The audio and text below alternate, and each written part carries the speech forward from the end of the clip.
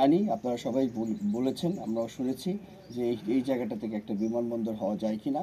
সেটা অবশ্যই আমি মনে করি হতেই পারে, প্রয়োজন আসছে, কারণ এখানে অনেক অর্থনৈতিক কার্যক্রম বৃদ্ধি পাচ্ছে, ভবিষ্যতে আরও পাবে বলে আমার দৃঢ় বিশ্বাস। এই জায়গাটাকে সচল করতে হলে এয়ার কানেক্টিভিটির মধ্যে নিয়ে আসা যেতে পারে। তো সেই জন্যই আমরা চেষ্টা করছি, আজকে আমরা এসেছি রানওয়ে ইন্সপেকশন করতে। আমার মোটামুটি জানা আছে, আমি বছরে 1-2 বার করে এখানে আসি বিভিন্ন কারণে। আপনারা এটাও জানেন যে আমাদের একটা রেডার ইউনিট আছে যেটা বগুড়া শহরের ভিতরেই। তো এখানে আমার জানা আছে, কিন্তু এই রানওয়ের অবস্থা বর্তমানে খুবই দুর্বল। এইমাত্র আমাকে প্রধান প্রকৌশলী সিভিল এভিয়েশন জানালেন যে এটার এলসিএন মানে স্ট্রেংথ, যেটা শক্তি, কতটা লোড সে বিমানে নিতে পারে সেটা খুবই কম। দৈর্ঘ্য তো কম আছে, এটা শক্তিও কমে গেছে। সেই শক্তি বৃদ্ধি করতে হবে, এটার সারফেসটাকে স্ট্রং করতে হবে। কিন্তু যদি আমরা এটা ডোমেস্টিক পারপাসে ভবিষ্যতে ইউজ করতে পারি, বর্তমানে যেসব বিমান আমাদের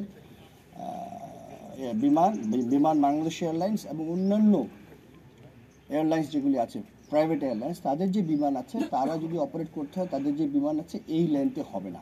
সো রানওয়ে বৃদ্ধি করতে হবে। সেই জন্য আমরা অনেকবার বোর্ড করেছি, অনেকবার প্রস্তাব দিয়েছি, কিন্তু তখনকার সরকারের এটা প্রায়োরিটি ছিল না।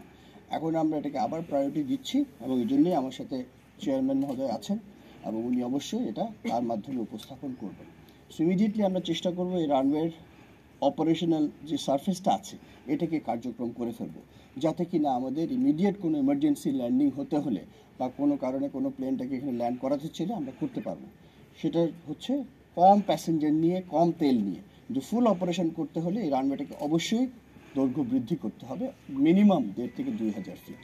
এবং সেই জন্য এই পাশে মানে রানওয়ের পূর্ব দিকে রাস্তা ওইদিকে সম্ভব না, একমাত্র পশ্চিম দিকে, এই দিকে একটু যেতে পারি। এখানে একটা গ্রাম আছে, এই গ্রামে আমি জানি খুব কম মানুষ থাকে, তাদেরকে আমরা রিহ্যাবিলিটেট করতে পারবো, করে আমরা এই জায়গাটাতে রানওয়ে এক্সটেনশন করলে, এখন রানওয়ে এক্সটেনশন শুধু না, এর সাথে এজের ব্যাপার আছে, স্ট্রেংথেনিংয়ের ব্যাপার আছে, লাইটিংয়ের ব্যাপার আছে, অনেক কিছু আছে, অনেক কিছু জড়িত। এই সব কিছুর জন্যেই একটা সম্মিলিতভাবে বোর্ড করা হবে। এটা লিড নেবে আমাদের বেসামরিক বিমান চলাচল কর্তৃপক্ষ, সাথে মেম্বার অফসও আছে, তার দায়িত্বে এটা বর্তায়।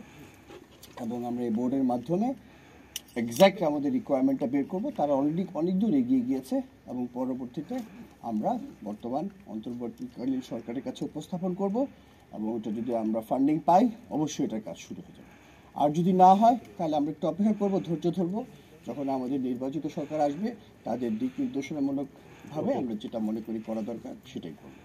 এটাই ছিল আমাদের। আমরা জানি আরও কি আপনারা বিভিন্ন মিডিয়াতে অস্থিরতা করছেন, এই ধরনের একটা কাজ করতে একটু সময় লাগে, সবাইকে একটু স্থির থাকতে হবে। আমরাও চাই এখানে রানওয়ে হোক, বিশেষ করে বিমান বাহিনী প্রধান হিসেবে আমি মনে করি এটা খুবই ইম্পর্টেন্ট একটা স্ট্র্যাটেজিক্যালি এরিয়া, এটাকে আমি স্ট্র্যাটেজিক হাব বলছি। আমরা অনেকেই শুনছি লালমনিরহাট, সৈয়দপুর, এটা ওইটা। সো এই বগুড়া রানওয়েটারও খুব ইম্পর্টেন্ট আছে। বর্তমানে এখানে খুব একটা দুর্যোগ হচ্ছে না, কিন্তু আপনাদের যারা একটু পুরানো বয়সের, এখানে অনেক বন্যা কবলিত ছিল এক সময়। সো এটা যে আবার ভবিষ্যতে হবে না সেটা আমি জানি না। So this can be used as a relief operating centre. এছাড়াও ভূমিকম্পের কথা শুনছি আমরা, কখন যে কোথায় হয় আমরা তো সেটা জানি না, but this can be a very very important place. যদি এরকম কোনো দুর্যোগ আমাদেরকে মোকাবেলা করতে হয়, তাহলে এখান থেকে আমরা সেটা খুব সুন্দরভাবে পরিচালনা করতে পারবো বলে আমি মনে করি।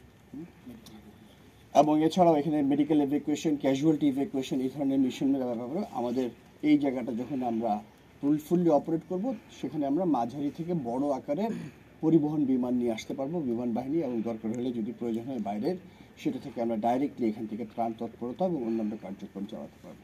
সো ভেরি ভেরি ইম্পর্টেন্ট, পুরা নর্থ বেঙ্গল, উত্তরবঙ্গের পুরো এলাকাটাকে এটা সেন্টার আমি মনে করি। সো এই সেন্টার পয়েন্টটাকে আমি মনে করি it's very strategically important point.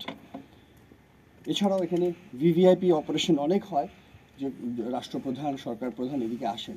So অনেক সময় বলা যায় না, টেকনিক্যাল ইস্যুস থাকতেই পারে সেই হেলিকপ্টার বা সেই বিমানে, তো জরুরি অবতরণ করার জন্য তো একটা জায়গা লাগে। So this is a very good place, একদম centre of the north Bengal, যদি কোনো কারণে ভিভিআইপিরা ইমিডিয়েটলি ল্যান্ড করতে চায়। সো এটুকুই আমার বলার ছিল। এখন আমরা ইনশাল্লাহ কাজ করব, এটাই আপনাদেরকে আশ্বস্ত করতে চাচ্ছি। আমার সম্পূর্ণ সহযোগিতা থাকবে। বেসামরিক বিমান চলাচল কর্তৃপক্ষ, তারা এই ব্যাপারে অগ্রগণ্য ভূমিকা পালন করবে, এবং আমরা ইনশাল্লাহ তাদের সহযোগিতা করব, এবং আমরা একটা যৌথ এয়ারপোর্ট হিসেবে এটাকে অচিরে নির্মাণ করতে পারবো বলে আশা করি। এটি ছিল আমার বক্তব্য। আপনাদের যদি কেউ আর কিছু করার থাকে। আবার বলছি আমি, এটা অলরেডি একটা এয়ারফিল্ড, খালি রানওয়ে লেনটা ছোট। আমরা ইচ্ছা করলে এখনো আমার ছোট বিমান নামাতে পারি। তো ইমিডিয়েটলি আমার যেটা দরকার হচ্ছে রানওয়ে রিকার্পেটিং করা। সে ব্যাপারে প্রথম স্টেপে যেটা কাজ করবে, আমাদেরকে সহযোগিতা করবে বেসামরিক বিমান চলাচল, যেটা রানওয়ে যেটা আছে এটাকে ব্যবহারযোগ্য করে ফেলবো আমরা। তারপরে এক্সটেনশন হচ্ছে বড় একটা ব্যাপার। সো ব্যবহারযোগ্য করার জন্য ওরা প্রস্তুত আছে এবং আমরা ইনশাল্লাহ অচিরে এটুকু শুরু করব। এটাকে আমরা, আমার চেয়ারম্যান সে অলরেডি আমাকে বলেছে, স্যার আমরা এটা খুব শীঘ্রই শুরু করতে পারবো। সো রানওয়ে লেনটা বাড়ানো যাচ্ছে না, যেটা আছে 4,500 ফিটের একটু বেশি, বোধহয় 4,600 ফিট, এটা আমরা ফুললি ইউজ করতে পারবো। এমার্জেন্সি হলে যে কোনো ধরনের ছোট বিমান ল্যান্ড করতে পারবে, কিন্তু এটাকে বড় করতে হলে একটু সময় লাগবে। এটা একটা প্রজেক্ট হিসেবে যাবে, প্রজেক্ট অ্যাপ্রুভাল হবে, যেটা আপনাদের সরকারি নিয়ম নীতি আছে ওটা ফলো করে করা হবে ইনশাআল্লাহ। যদি আমরা অনুমোদন পাই আমরা পার্সিউ করবো অবশ্যই সরকারের কাছে। Thank you.